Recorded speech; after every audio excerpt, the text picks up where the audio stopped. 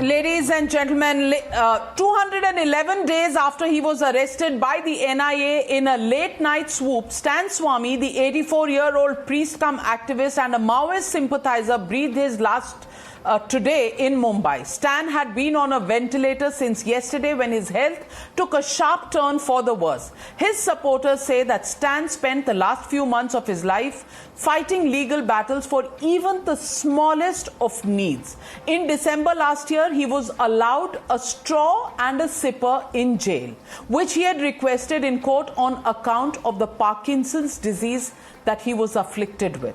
He had requested medical treatment and interim bail multiple times. Calling it a cold-blooded murder, the opposition pounced on Modi Sarkar today for torturing what it calls a noble soul. Congress went on to call for the arrest of a national disgrace. In fact, some others eulogized him as a passionate crusader for social justice. Listen in to all those who stood up for Father Stan and targeted the government. This is an unfortunate event that Swamy could not survive to receive justice. It's a death in custody which does not go well with the criminal justice system. I would consider this virtually death under custody, and under custody by a government who, on charges that had not been even established or even proved to be taken up, he's been under detention for more than 8 months under this draconian UAPA, knowing full well that he is unwell, suffering from Parkinson's. When the appeals were there to release all the people from crowded jails, keeping somebody like that who's ill, suffering, without any charges being proved, is absolute gross inhumanity. Accountability must be fixed and punishment must follow. Well, while for the opposition, the Stan was a paragon of truth, the NIA's case against Swamy, the charges were rather serious. Swamy was in communication with the cadre of banned organization CPI Maoists, also said that Stan propagated the arrest of cadre, caused irreversible damage to CPI Maoists. Also, they said that funds were got from other cadres for furtherance of the banned outfit, and it went on to say that Father Stan really had worked with certain groups which were spreading hate and spreading social unrest. And that's why it takes me to my legitimate question tonight. Is politics over? Stan Swamy's death justified? That's the question, and that's the debate coming up on the other side.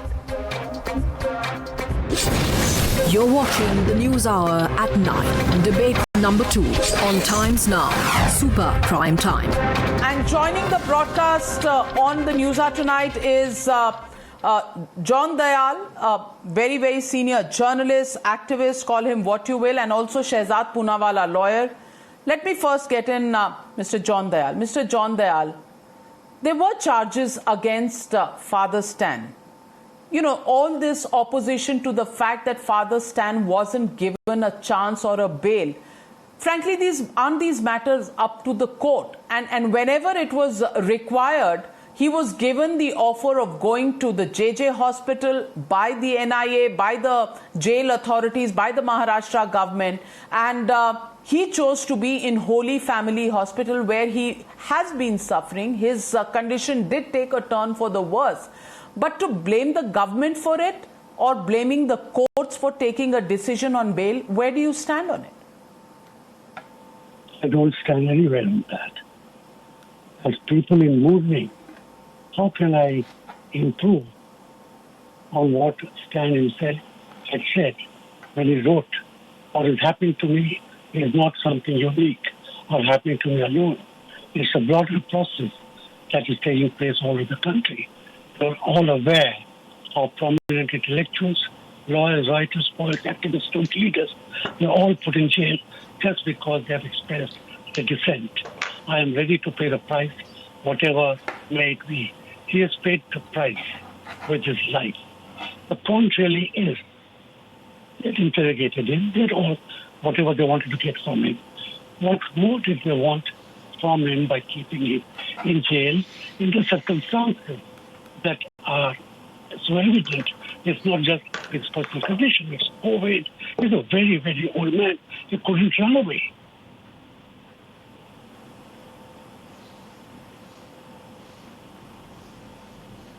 Gaurav Bhatia, would you want to respond to him? It is dissent on the basis of which this arrest took place, and his human rights were also taken away from him. That seems to be the objection. The system has failed Father Stan. Respond to the criticism from various quarters coming up tonight. Navika, let's not try to make a hero out of a person who was charge sheeted, if not convicted, on very serious charges. And let's also not forget that prison is a state subject, health and providing proper facility is also a state subject. So if they're trying to target the central government, they should be talking about the state government failing in its duty, and in this case, it is the Maharashtra Vasuli government. My second point is, yes, there is some rationality in the argument that even a charge-sheeted person should get a speedy trial, because that's a fundamental right, even held by the Supreme Court. And thus, it would have been better had he got a speedy trial. But it's not as if he was targeted. There are many, under trial prisoners who have to wait for their turn. And that does not mean Stan Swamy anywhere was targeted by anybody. Rather, I would just like to say one thing, that his precedents are such that he has been involved in, criminal activities on a regular basis. The fact that the High Court denied him bail, he was behind bars for a period of 10 months. And then when he had poor health, it was the hospital that was provided to him with adequate health facilities, as well as all support was provided to him. So he was no VVIP that, he has to be given extraordinary treatment that is not given to other under trial prisoners. Law is the same for everyone. He also got the same. But the way opposition parties are coming out to politicize the issue, I think they again want to be seen with under trial prisoners, with people who are charge sheeted in serious offences, and for them to say UAPA is a draconian law. It was brought by the Congress and amended 4 times by the central government of the Congress. Never did they say that it was draconian then. Now it is Modi government. Sujata Paul, please respond to that. The UAPA is the creation of the Congress party, and it has got amendments, but it has been a brainchild of the Congress party. Secondly, care and healthcare was to be given by the Maharashtra government, of which you are a part. If anybody has failed him, then you also are part of that system that has failed Father Stan. And let me also tell you what are the observations made by the NIA court. The NIA court said material placed on record prima facie denotes the applicant was member of CPI Maoist. It can be gathered that applicant along with other members of band group hatched a serious conspiracy. Attempt was to create unrest in the country and to overpower the government politically, and by using muscle power, the collective interest of the community would outweigh the right of personal liberty of the applicant, and it was on these grounds that he was denied bail.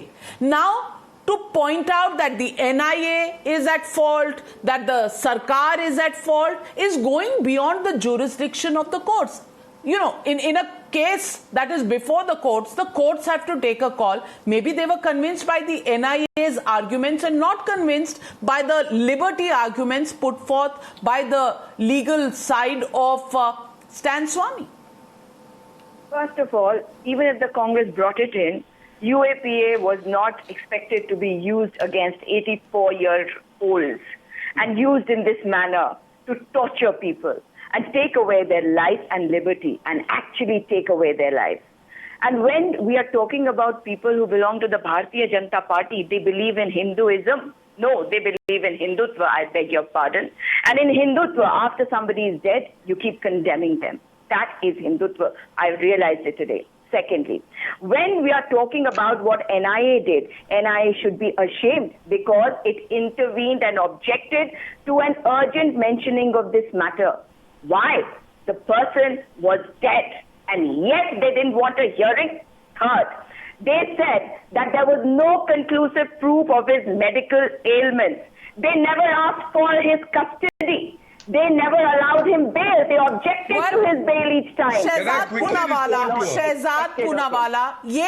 Shahzad Poonawalla ये तो सच है कि कहा जाता है, and all of us believe in it, that you never say anything bad about somebody after he's passed away. You know, you just let bygones be bygones because the person is no longer there to defend himself. But is the argument right? Is the argument right that he was not convicted, merely charge sheeted, and NIA opposed the bail, therefore NIA is guilty? Respond to these charges. If we are not supposed to speak bad or ill about those who are dead, then this logic should first apply to Godse and Savarkar. Why are we abusing Godse and Savarkar on a daily basis? That's another issue. But let me come to the main point. The main point is whatever stand NIA may take or not take, it was ultimately the court of law that came to a conclusion while denying bail that this man was from a group, by the way, which was proscribed by the Congress party when it was in power.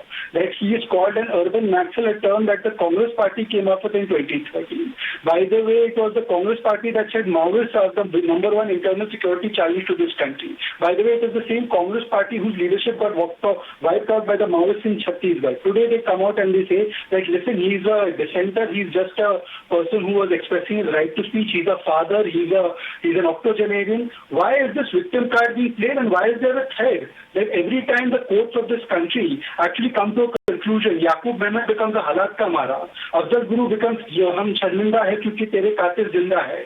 Now you have Shahrukh of the Delhi riots becomes a TikTok star. Stan Swami becomes father, priest, Jesuit. Well, would you apply that standard to the other accused also? Sadhvi Pragya, who was languishing in jail, every day Mr. John Dayal would come and say that she should be condemned for life. Was she convicted? Why did that stand change for Sadhvi Pragya, and why is there different standard for Father Stan? Simply because these people, in the garb of their activism and human rights, their only agenda is to support those who demand the destruction of this country. And I'm sorry to say today, if you're saying the system has blood on its hands, does the court of India have blood on its hands? Mr. John Dayal should answer that. Is the court responsible for Father Stan's death? You say it, sir.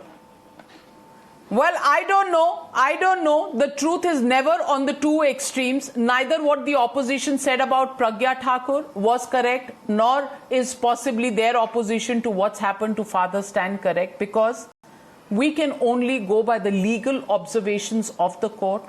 And the court, when it denied bail to Father Stan, said, as such, the old age and or alleged sickness of the applicant, Father Stan Swami, would not go in his favor. That's what the court opined. Should all debate end after the court's own verdict? That's the law of the land. Where do we stand on it? Where do you stand on it? Please write in to us on the News Hour. Thank you very much for joining me on the News Hour tonight. Good night, and stay tuned for Padmaja Joshi joining you on the News Hour agenda.